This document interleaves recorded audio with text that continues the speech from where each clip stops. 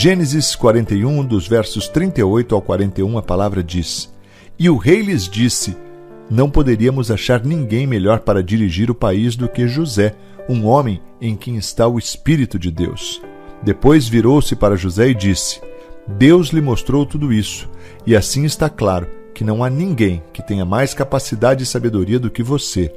Você vai ficar encarregado do meu palácio, e todo o meu povo obedecerá às suas ordens. Só eu terei mais autoridade do que você, pois sou o rei. Neste momento, eu o ponho como governador de todo o Egito. Que reviravolta, não é, na vida de José? Você já parou para pensar? De escravo estrangeiro vendido pelos irmãos, José ainda foi vítima de uma ação diabólica praticada pela mulher de Potifar. Foi caluniado e preso injustamente. Depois de algum tempo, José é levado à presença do faraó e faz revelações importantíssimas dos sonhos do rei.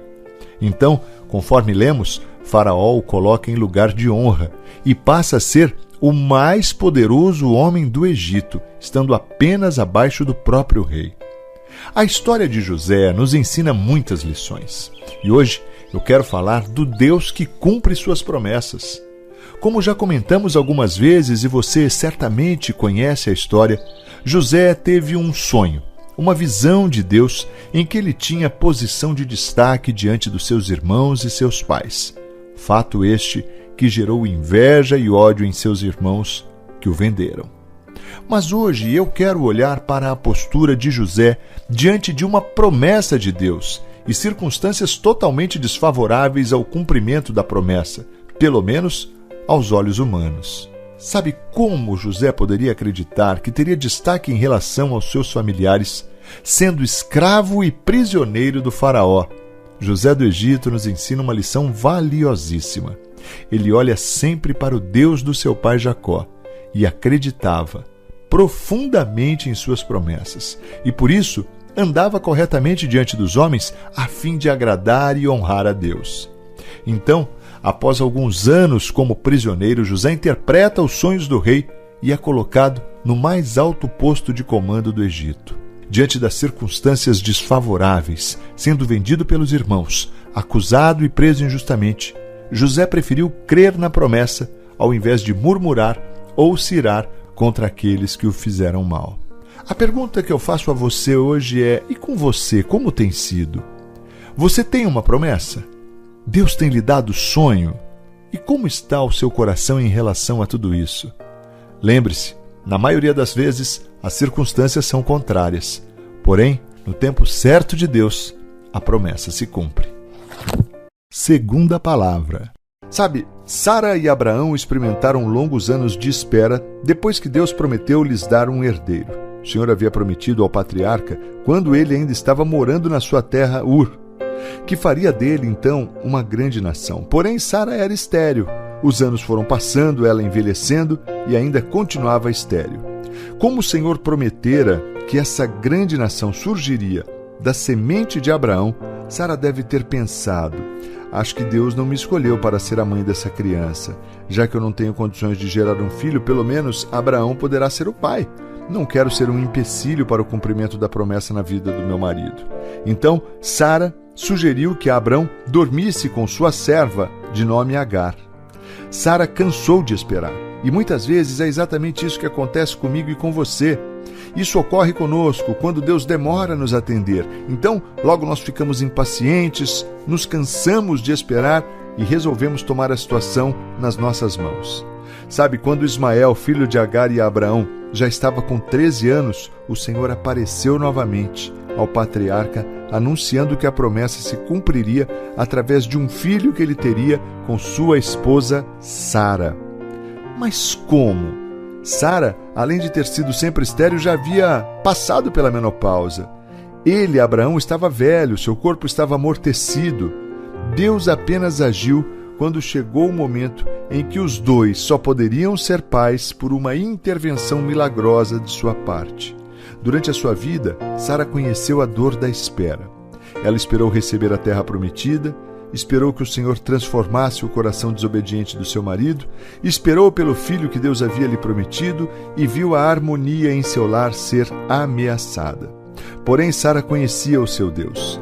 Ele prometeu que lhe daria uma coroa de alegria ao invés de tristeza, um perfume de felicidade ao invés de lágrimas e roupas de festa ao invés de luto, como está em Isaías 61, versículo 3, e cumpriu a sua promessa.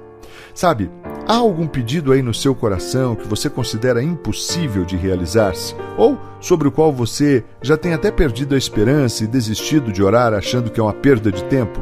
Por exemplo, um casamento estremecido, um filho rebelde distanciado do Senhor, uma situação financeira complicada, um desemprego, uma enfermidade que incomoda. O que a Bíblia tem a dizer? Será que para o Senhor há alguma coisa impossível? Gênesis 18:14 diz: lembre-se, creia no Senhor Jesus e Ele cumprirá todas as suas promessas. Vamos orar? Pai, eu peço-te perdão dos meus pecados neste tempo, Pai, e clamo ao Senhor, Pai, para que o seu amor, a sua graça, a sua misericórdia seja derramada sobre a minha vida e a vida de cada um que ora conosco neste tempo. Deus, em nome de Jesus, que nós possamos esperar, Pai, que nós possamos aprender a esperar no Senhor, entendendo que o Senhor não falha, que nós possamos esperar no Senhor, entendendo que o Senhor é fiel para cumprir cada uma de suas promessas.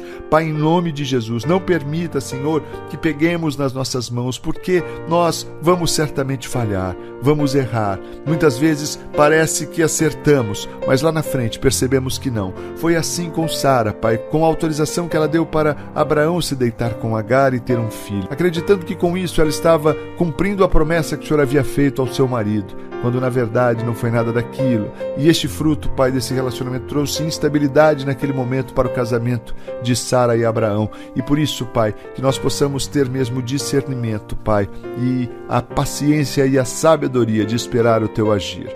Pai, neste tempo eu quero te louvar pela tua palavra.